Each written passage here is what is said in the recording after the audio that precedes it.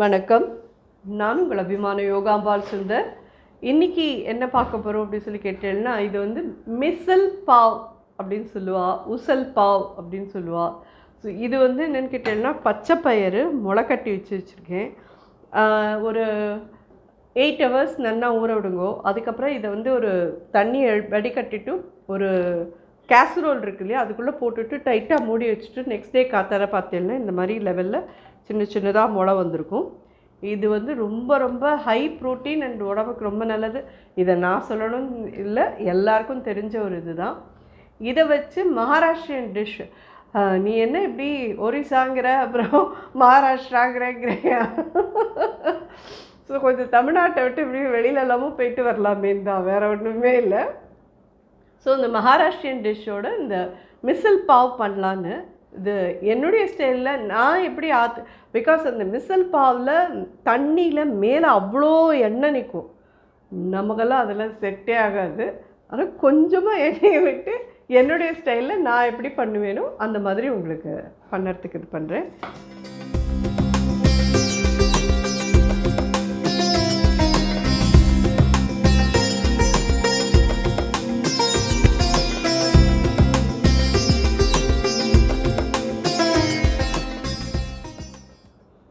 இது வந்து ஒரு பேக்கெட் ஒரு 200 grams கிட்டக்க இருக்கிறது. 200 grams பயிர் வாங்கினோம், அதை ஊற வச்சு பண்ணியிருக்கேன்.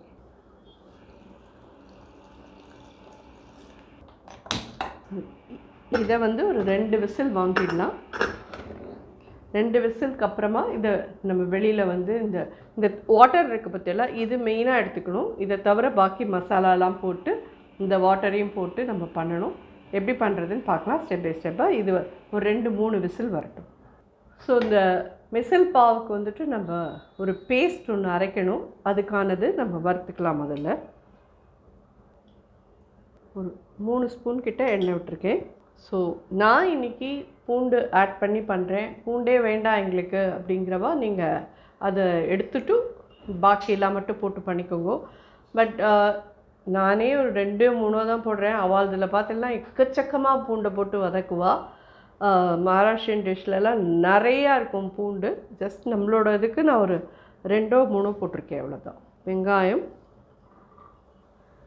ஒரு 1 inch துண்டத்துக்கு இஞ்சி, இதை நல்லா வதக்கி ப்ரௌனாக ஆனதுக்கப்புறம் அரைக்கணும்.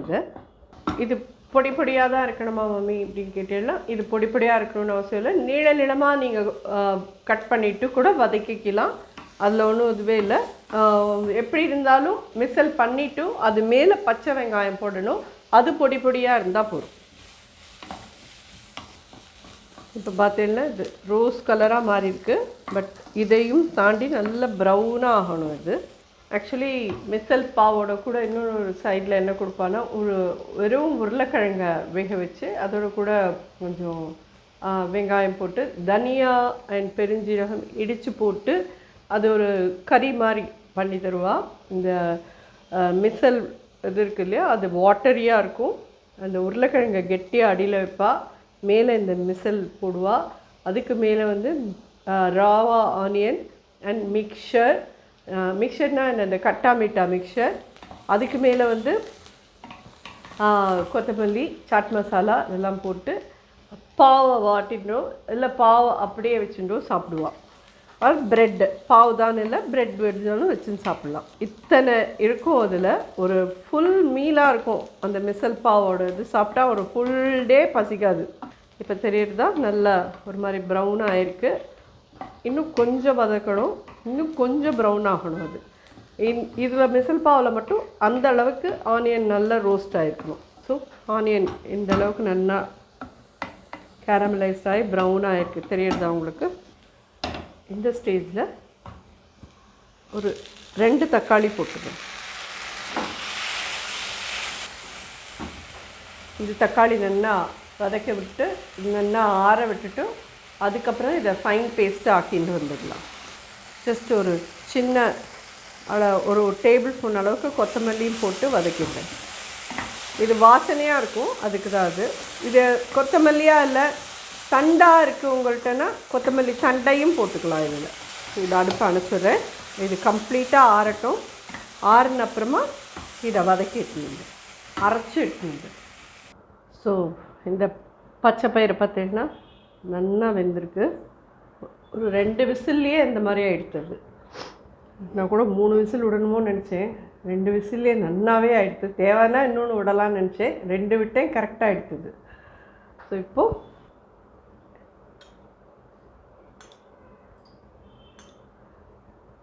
எக்கச்சக்கமாக எண்ணெய் விடுவாவானா, நான் வந்து ஒரு 4 ஸ்பூன் தான் விட்டுருக்கேன். எனக்கு அதுக்கு மேலே விடுறதுக்கு வரல. ஏன்னா அந்த எண்ணெய் அப்படியே மேலே முதக்கணும், அதில் அந்தளவுக்கு இருக்கணும். ஸோ ஒரு 4 ஸ்பூன் கிட்டே விட்டுருக்கேன். தேவைப்பட்டவா இன்னும் கொஞ்சம் விட்டுக்கோங்க. இதில் 2 பே லீஃப் போடுறேன், ஒரு பட்டை துண்டம், 2 ஏலக்காய், 3 கிராம்பு, கொஞ்சமாக வெங்காயம், பச்சை மிளகா ஒன்று பொடியாக கட் பண்ணது இதில் ஆட் பண்ணிக்கோங்க. இதுமாரி 1/4 ஸ்பூன் சீரகம் போட்டுக்கோங்க. நம்ம வெங்காயம், பூண்டு, இஞ்சி, அப்புறம் கடைசியாக தக்காளி எல்லாம் போட்டு வதக்கினோம் இல்லையா, அந்த வதக்கல் இதை வந்து இதில் ஆட் பண்ணலாம்.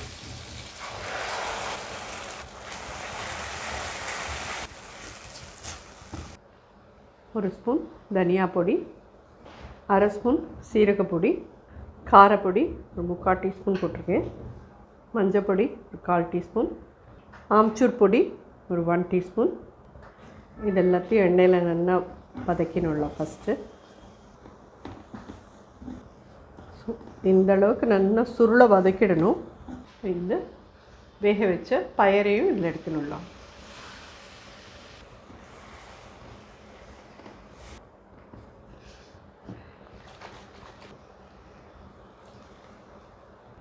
இந்த மிசலுக்கு தேவையான உப்பு ஒரு 1/2 டீஸ்பூன்லேயே 3/4 டீஸ்பூன் போடுங்க. ஏன்னா அந்த பச்சை பயிரெலாம் ரொம்ப உப்பு தாங்காது. ஸோ இது கொஞ்சம் இந்த மாதிரி மசிச்சுக்கலாம். கொஞ்சமாக மசிச்சு விடுங்க, ஃபுல்லாக மசிக்கணும்னு இல்லை. இது கொதிக்க ஆரம்பிக்கலை இன்னும். கரம் மசாலா பொடி ஒரு 1/2 டீஸ்பூன் போடுறேன், 1/4 டீஸ்பூன் சாட் மசாலா பொடி. இது எல்லாமே போட்டு ரெடி பண்ணிட்டோம்.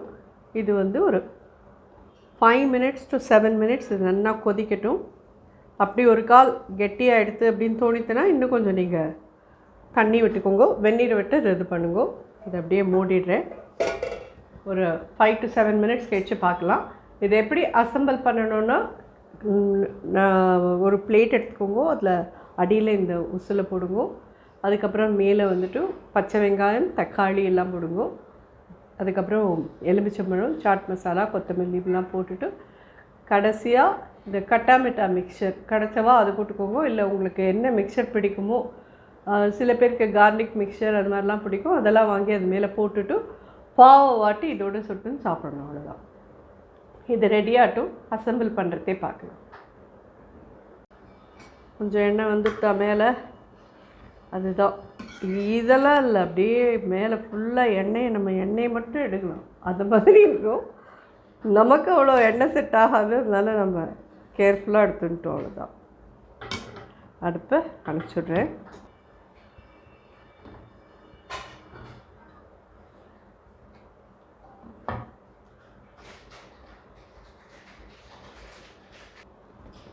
இது மேலே இந்த மாதிரி பொடியாக கட் பண்ண வெங்காயம், பச்சையாக தக்காளி, எலுமிச்சம்பழம், கொத்தமல்லி, இது மேலே இந்த மாதிரி மிக்சர். பார்க்கவே சூப்பராக இருக்கா?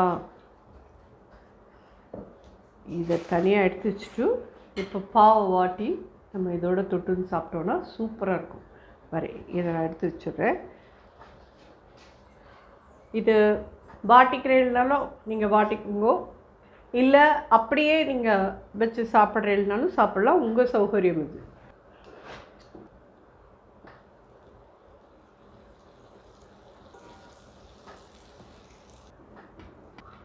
ஸோ ஜோரான மிசல் பாவ் தயார். கண்டிப்பாக எல்லோரும் ட்ரை பண்ணி பார்த்துட்டு இது நீங்கள் சாப்பிட்றதே இந்த ஒரே நிமிஷம் மிக்சர், இந்த இது எல்லாத்தோடையும் சேர்த்து சாப்பிட்டேன்னா ரொம்ப ஜோராக இருக்கும். இதை வெறுமையே சாப்பிட்லாம், பாவோடு சாப்பிட்றது இன்னும் நல்லாயிருக்கும். பாவில் எங்களுக்கு ப்ரெட்டு தான் கிடைக்கிறதுனா ஒன்றும் பிரச்சனையே இல்லை, ப்ரெட்டோடு சாப்பிட்லாம். எங்களுக்கு ப்ரெட்டுமே கிடைக்கல அப்படின்னா நீங்கள் சப்பாத்தியோடு சாப்பிட்றீங்களா உங்கள் சௌரியம் போல். பட் இது பேர் வந்து மிசல் பாவ் அப்படின்னு தான் சொல்லுவாள். கண்டிப்பாக ட்ரை பண்ணி பார்த்துட்டு எப்படி இருந்தது எனக்கு ஃபீட்பேக் சொல்லுங்கள். நன்றி, வணக்கம்.